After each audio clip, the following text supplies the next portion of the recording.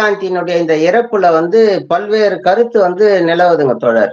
அவருடைய அமைப்புக்கு வந்து இந்த மாரி சிதைஞ்சு போனது வந்து திமுக வந்து அந்த இடத்த வந்து அபகரிச்சுட்டாங்க. ஒரு தகவலு. பிரிட்ஜ் கட்டுறேன்னு சொல்லிட்டு அபகரிச்சுட்டாங்க. அதுல தான் அவர் மனநோயாளியா போயிட்டு செத்துட்டாரு. திமுக துரோகம் பண்ணுச்சுன்னு சொல்றாங்க.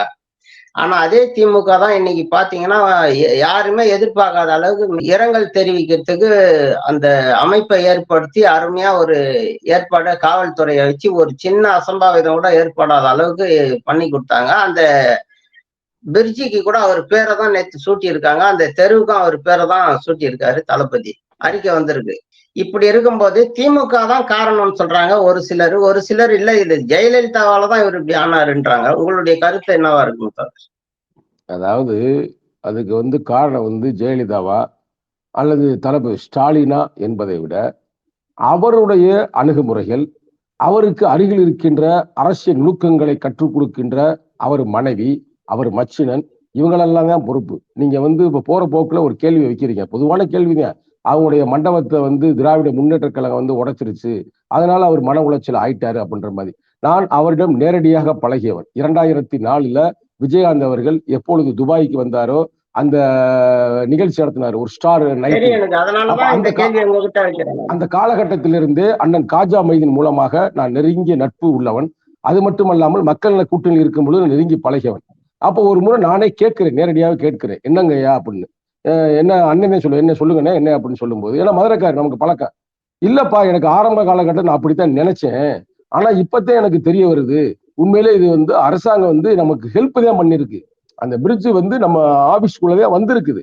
அது வேற வழி இல்லாமத்தான் அவங்க நமக்கு அப்படி ஒரு சூழ்நிலைக்கு வந்திருக்கு. அதற்கும் டாக்டர் கலைஞர் மு கருணாநிதிக்கும் திராவிட முன்னேற்ற கழகத்துக்கும் காரணம் இல்ல அப்படின்றது எனக்கு இப்பதான் தெரிய வருதுன்னு எனக்கு பதிவு செய்தது. அது பதிவு செய்யும் பொழுது சில முக்கியமான தலைவர்களா இருந்தாங்க. அவங்க பேர் சொல்ல நான் விரும்பவில்லை, தனிப்பட்ட முறையில் நான் உங்களுக்கு சொல்ல விரும்புகிறேன். ஆனா நீங்க சொல்ற கணக்கு பிரகாரமே பார்த்தா அதுக்கு பிறகு அவருக்கு மனநிலை பாதிச்சிருச்சு அப்படின்னா அதுக்கு பின்னாடிதானங்க அவர் கட்சி ஆரம்பிக்கிறாரு. கட்சி ஆரம்பிச்சு அவர் எதிர்கட்சி தலைவர் அளவுக்கு வர்றாருல்ல. அடுத்து திராவிட முன்னேற்ற கழகம் கூப்பிடுச்சுல, வாங்க சேருவோம்னு டாக்டர் கலைஞர் மு கருணாநிதி அழைத்தார்ல. பழம் நழுவி பாலில் விழ போகிறது என்று சொன்னார்ல. அப்ப அவர் போயிருக்கணும்ல, பக்கத்துல அறிவுரை சொல்லி இருக்கணும்ல. அதெல்லாம் பல ஃபேக்டர்ஸ் இருக்கு. ஆனால் இன்னைக்கு அவர் இறப்புக்கு பிறகு தளபதி ஸ்டாலின் அவர்கள் நேரடியாக வீட்டில் நான் என் வீடே இங்கதான் இருக்குது. எங்க இருக்கு? சாலிகிராமம் தான். என் வீட்டுக்கு பக்கத்துலதான் அவர் வீட்டுக்கு அங்க இருந்து நான் பேசி இருக்கிறேன், என் ஆபீஸ்ல இருந்து. அங்க நேரடியாக தளபதி ஸ்டாலின் வந்தார், முதல் ஆளாக வந்தார், வீட்டுக்கே வந்தார். வீட்டுக்கு வந்த பிறகு நேரடியாக அடக்கம் செய்கின்ற பொழுது அந்த இடத்திற்கு வருகிறார். யாரு? அவங்க ஆபீஸுக்கு. அந்த பாடி இங்க வீட்டுல வச்சது சரிப்படாது, அந்த உடல் விஜயகாந்தோடைய உடல், அதெல்லாம் நம்ம அங்க கொண்டு போய் வைப்போம்னு அங்க போய் உடம்ப வைக்கிறாங்க. எங்க வைக்கிறாங்க அந்த உடலை? அவங்க ஆபீஸ்ல வைக்கிறாங்க. ஆனா பாருங்க, தளபதி ஸ்டாலின் நினைச்சிருந்தாருன்னா, நீ ஆபீஸ்ல அடக்கம் பண்ண போறீங்க, அங்கேயே வீர வணக்கம் செலுத்திட்டு அங்கேயே மக்களுக்கு நீங்க பார்வையில் வச்சுட்டு நீங்க அங்கேயே அடக்கம் பண்ணலாம்னு சொல்லிட்டு போயிடலாமே, யாரும் தப்பா எடுக்க மாட்டாங்களே. ஆனா அவர் அப்படி நினைக்கல. உண்மையிலேயே விஜயகாந்த் அவர்கள் தனிப்பட்ட முறையில் அருமையானவர், தனது நண்பர் என்று அவர் பதிவு செய்கிறார். நான் இந்த இடத்துல உண்மையை தனிப்பட்ட முறையில் விஜயகாந்த் ரொம்ப சூப்பரான ஆளு, அதுல எந்த மாற்று கருத்தும் இல்லை. அவர் தனது நண்பனுக்காகவே அவர் இடத்தை மாத்துறாரு, எங்க தீவுத்திடல கொண்டு போறாரு. காலையில அது யாரு? தமிழக அரசாங்கம் தீவுத்திடலில் இருந்து ஊர்வலமா வரும் பொழுதுதான் மக்களுக்கு எல்லாம் வர்றாங்க. அது ஒரு வகையான ஒரு நண்பனுக்கு செய்யக்கூடிய ஒரு சிறப்புங்க. நீ சொன்ன மாதிரி அந்த ஏரியாவுக்கு ஊர்வலமே நடந்திருக்காது. சீனே வந்திருக்காதுல்ல. அப்புறம் அங்க வந்திருக்காது. இவ்வளவு இத்தனை லட்சம் மக்கள் கலந்துகிட்டு இருக்க மாட்டாங்க. இந்த சிறப்பு பண்ணது தளபதி தான் சொல்றீங்க. ஆமா ஆமா ஆமா ஆமா, அதுல எந்த வகையான மாற்று கருத்தும் இல்லைங்க. இப்ப நான் இளங்கோ அவர்களே, நம்ம யதார்த்தமா பேசுவோம். ஒரே வார்த்தை, சரிங்க, நீங்க வீட்டுல இருந்து பாடியை கொண்டு போயிட்டீங்க, அண்ணன் விஜயகாந்தோட பாடி சொல்லக்கூடாது, அண்ணனுடைய அந்த உடலை கொண்டு போயிட்டீங்க, அங்க வச்சிருக்கிறீங்க, அங்க வீர வணக்கம் செலுத்திட்டு அப்படியே அடக்கம் பண்ணின்னு சொல்லி இருக்கலாமே. யாரும் அவங்க ஒண்ணு கேட்க போறது இல்லையே. ஏன் தீவுத்திடலுக்கு கொண்டு சொல்லுகிறார்கள் அண்ணன் விஜயகாந்தோடைய அந்த உடலை? காரணம் என்னன்னா, இவர் மக்கள்கிட்ட அன்பாக இருந்தவர், மக்களிடம் பழகியவர், அவர் ஓரளவுக்கு அரசியலிலும் திரைப்படத்திலும் நேர்மையாக இருந்தவர், அரசியலிலும் சரி திரைப்படத்திலும் டூப்பு போடாதவர். இப்படிப்பட்ட நண்பனுக்கு சிறப்பு செய்யவும் செய்திருக்கிறார். நீ கேட்கிற இந்த நேரத்தில் ஜெயலலிதா அம்மையாரை பற்றி செய்தீர்கள். ஜெயலலிதா அம்மையார் மட்டும் ஒருவேளை இருந்திருந்தார், ஒருவேளை முதல்வராக இருந்திருந்தார், உங்களுக்கு தெரியாது, எனக்கும் தெரியாது, அவருக்கு ஹாஸ்பிட்டல் ஏதோ உடம்பு சரியில்லாம இருந்து இறந்து போயிட்டாருங்க, முடிஞ்சு போச்சு, கொண்டு போய் அடக்கம் பண்ணி முடிச்சு விட்டுருப்பாங்க, சோழியை முடிச்சு விட்டுருப்பாங்க பிரதர். அவர் அந்த அம்மாவை வந்து வணக்கம் சொல்லுவதற்கோ இது பண்றதுக்கோ வாய்ப்பே இல்லை. ஏங்க அந்த அம்மா தானங்க சொல்லுச்சுடா தண்ணியை போட்டு வந்துட்டு குடியாரப்பாயில சொல்லுச்சோ சொல்லலையா? சட்டமன்றத்தில் சொல்லுச்சுங்க.